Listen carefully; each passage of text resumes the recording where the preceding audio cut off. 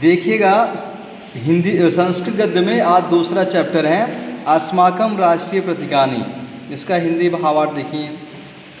सर्वेषु राष्ट्रेषु राष्ट्रीय वैशिष्ट्ययुक्तानि वस्तूनि प्रतीकरूपेण स्वीक्रियन्ते तत्रैः जनैः।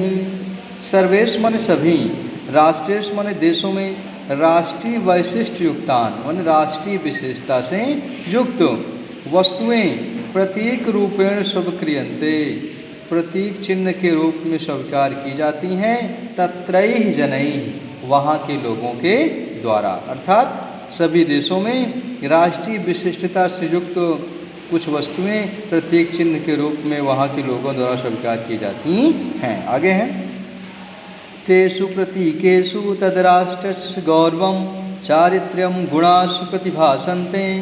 तेषु राष्ट्रेषु, तेषु माने उन, प्रतीकेषु उन प्रतीक चिन्हों में, तद राष्ट्रस्य उस देश का गौरव, चरित्र, गुण, प्रतिभा संत में दिखाई पड़ता है। अर्थात उस प्रतीक चिन्ह में उस देश का गौरव, चरित्र, सम्मान और गुण दिखाई पड़ते हैं। तान्येव राष्ट्रीय प्रतीकानि निगदन्ते।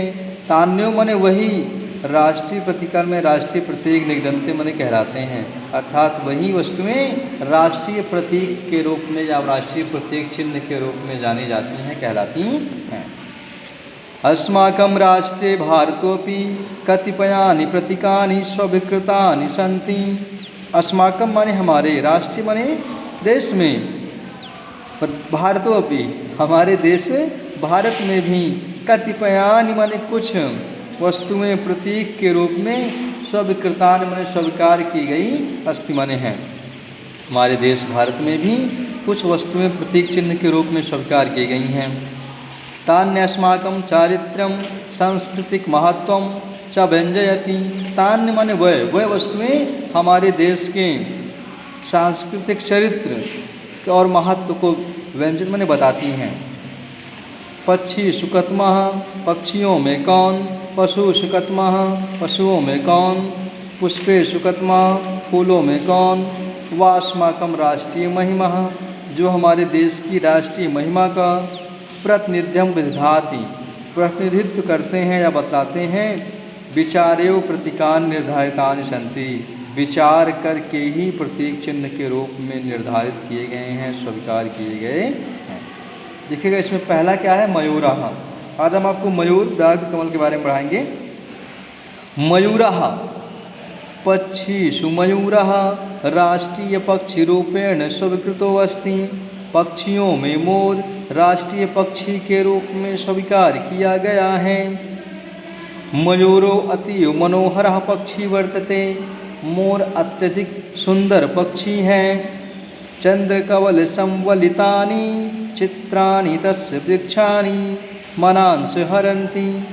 चंद्रकवल माने चंद्रमा के जैसी आकृति, संवलितान माने बनी हुई हैं, चित्राण माने चित्र, तस्य वृक्षाणि माने उसके पूंछ पर, मनांस माने मन को, हरन्ति माने हर लेती हैं। अर्थात चंद्र उसके पूंछ पर बनी हुई चंद्रमा के जैसे सुंदर आकृति लोगों के मन को हर लेती है, अपनी ओर आकर्षित करती है।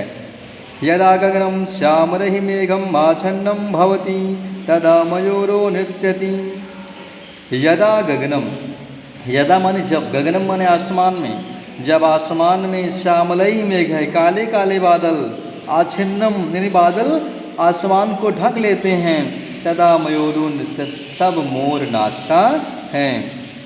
तस्य तदि अनंतनम नर्तनम नयनम सुकरोपि च चेतश्चमत्कारकम भवति। कह रहे हैं तस्य माने उसका, तदानी माने उस समय, अनंत नर्तनम माने तल्लीन होकर के, लीन होकर के जो उसका नाच है, नृत्य है। नयनम सुखकरम, आँखों को सुख देने वाला होता है, और चमत्कारकम और आश्चर्यचकित कर देने वाला, चमत्कार कर देने वाला होता है। मधु मधु स्वरो अपि मयूरो विषधरा निभुंक्ते। मधुमल स्वरो, मीठे मीठे स्वर में बोलने वाला वह मोर विषधरान माने सर्पों को, जहरीले सांपों को भूंगते माने खा जाता है। इदमेव अस्माकं राष्ट्रीय चारित्रं विद्यते।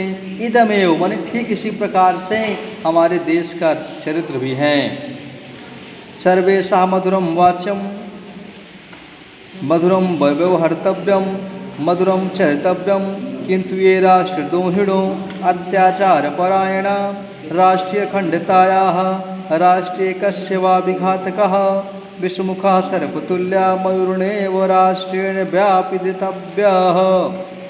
कह रहे हैं सभी के साथ हमारे देश मीठी मीठी बातें करते हैं, अच्छा व्यवहार करते हैं, अच्छा चरित्र रखते हैं, किंतु जो लोग देशद्रोही हैं, राष्ट्रद्रोही हैं, अत्याचार करने वाले हैं, देश की एकता अखंडता को नष्ट करने वाले हैं, देश की राष्ट्रीय विघातका राष्ट्र की एकता देश की एकता को तोड़ने वाले हैं, ऐसे लोगों को जहरीले सर्प को जैसे मोर खा जाता है वैसे देश भी हमारा उन लोगों को मार डालता है। ये रहा मोर। अब देखिएगा व्याघ्र। पशुषु व्याघ्रः भारतस्य राष्ट्रीय प्रतीकम। पशुओं में बाघ भारत का राष्ट्रीय प्रतीक के रूप में स्वीकार है। व्याघ्रेषु चित्रव्याघ्र।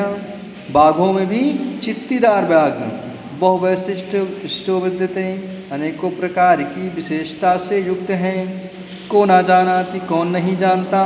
चित्रव्याघस्य पराक्रम स्फूर्ति। चित्तीदार बाघ के पराक्रम और ताकत को। एतज्जातीयः व्याघ्रः अस्मद्देशस्य वनेषु लभ्यन्ते। इस जाति के बाघ केवल हमारे देश के वनों में ही मिलते हैं। एतेषां शरीरे स्थूल कृष्णरेखा भवन्ति। एतेषां माने इनके शरीर में काली काली मोटी रेखाएं होती हैं। व्याघ्रो सावतीव तीव्र धावका। बाघ अत्यधिक सावधान रहने वाला और तेज दौड़ने वाला है। सतत सावहिता हमेशा सावधान रहता है। संकट विदूर देव किसी भी संकट को दूर से ही जिघ्रन सूंघ करके तद अपने तुम पहचान लेता है और सचेष्टा उससे बचने का प्रयास करता है। और स्वलक्ष्यम आप तुम कृतृत अपने लक्ष्य को प्राप्त करने के लिए लगा रहता है। स्वसीमनियो पर्यटनम वन्यो जंतु विश्रुतो जगती। अपनी सीमा में पर्यटन करने वाले घूमने वाले जंतुओं को विश्रुतो जगत वह नष्ट कर देता है। वह इसके लिए वह संसार में प्रसिद्ध है। आगे कमल है। कमलम सरसितम पदम पंकजम सद्दलम इत्यादि नाम भी। कमल को सरसिज पद पंकज सत्तल आदि नामों से जाना जाता है।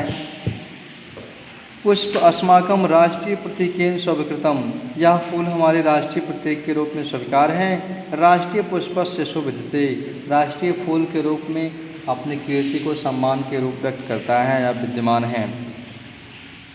तस्य कोमलत्वं मनोहरत्वं विकासशीलत्वं पवित्र च अभिलक्ष्येव कविभिः तस्य बहुशा वर्णनं कृतम्। उसकी कोमलता, मनोहरता, विकासशीलता और पवित्रता को देख करके कवियों ने भी उसका बहुत सुंदर वर्णन किया है।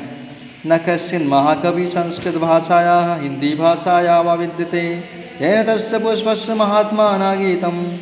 कह रहे नहीं कोई ऐसा कवि संस्कृत भाषा में और हिंदी भाषा में नहीं है जिसने इस फूल की महिमा का वर्णन ना किया हो।